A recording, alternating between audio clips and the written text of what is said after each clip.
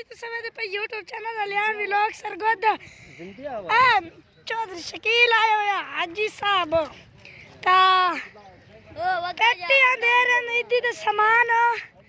गरीबां दे रहे ने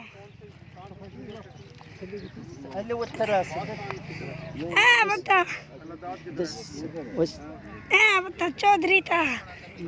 गड्डिया ता सामान बंदा आ गया बंदूका गोठवाना एक लोग से सुन जी कर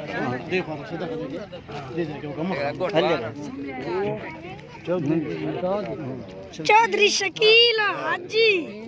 साहब है ना ता इदी तो सामान दे रहे हैं शकील दी गड्डी आ ता इदी दा सामान दे रहे पेटियां